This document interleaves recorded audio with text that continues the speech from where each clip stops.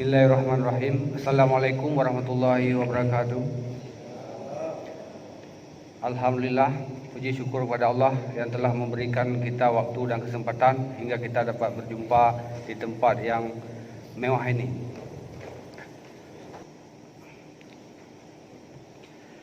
Yang kedua, Pak Sekda, kesenjangan sosial tentang sarana dan prasarana air bersih yang ada di desa Senebuk Baru, Senebuk Johan, Paya Uno, Desa Selemah Muda, Desa Belang Barom, Pulau Blang, Senebuk Dalam, Semanah Jaya, dan juga Desa Paya Palas. Sampai hari ini, sampai tahun 2020, mereka masih kesulitan tentang sarana air bersih. Untuk air minum, untuk air mandi, kasihan ibu-ibu, untuk mencuci aja mereka harus ke desa tetangga.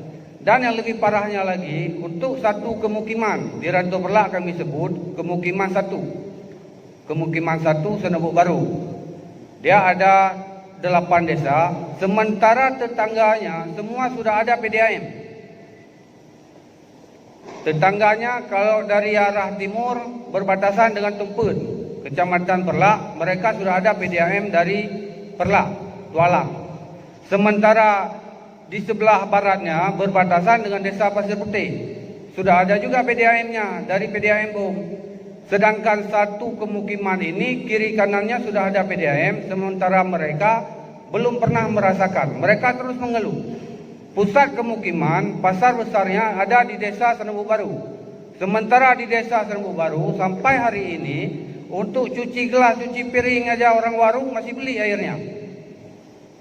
Itu mohon Pak Sekda ditinjau kembali supaya masyarakat merasa terbantu.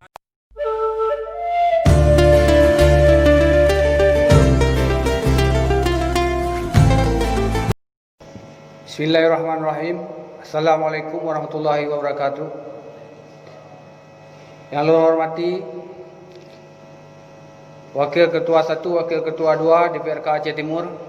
Yang saya hormati Bapak Sekda Aceh Timur, yang saya hormati Pak Sekwan beserta staf beliau, dan hormati seluruh para undangan, kabit-kabit, kasih yang telah berhadir, juga kadis yang telah berhadir di sidang paripurna ketiganya. Dalam yang saya hormati kepada seluruh teman-teman anggota DPRK yang telah berhadir di sidang paripurna ketiga ini. Terima kasih atas jawabannya. Di tempo hari dulu, di waktu sidang kedua, saya ada ajukan beberapa pertanyaan kepada Pak. Ada satu pertanyaan yang belum terjawab Pak Sekda tentang PDAM, saluran air bersih. Untuk desa Senebuk Baru, desa Pulau Blang, khususnya kemukiman desa Senebuk Baru, kemukiman 1 Rantau Perlak, itu belum dijawab. Itu aja.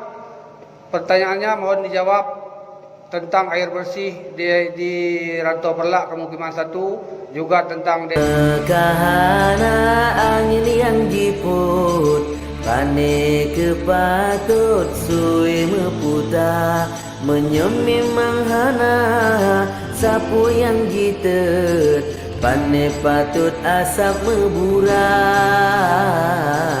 pane patut asap mebura. Di laut ejut bang pasang surut, angin diput ado si gesao, menyegat tapubun bena cemakut, yang bekarut medosangan po, yang bekarut medosangan po.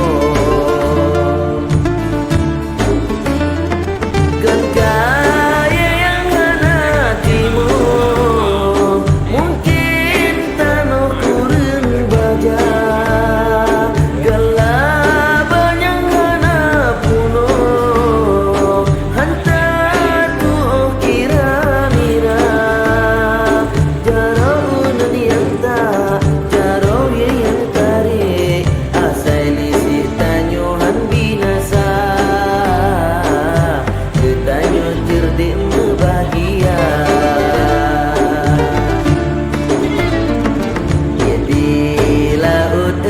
bang pasir surut